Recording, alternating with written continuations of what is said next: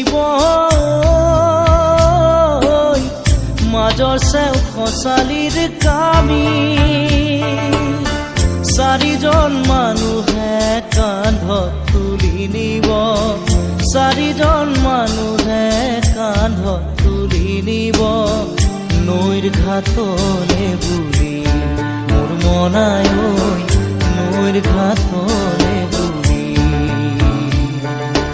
দেহৰ ভৰসা নাই বুজিছানে নাই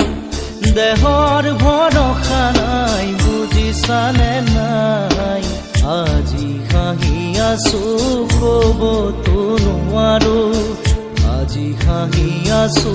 ক'বতো নোৱাৰো কালি বাকী আছে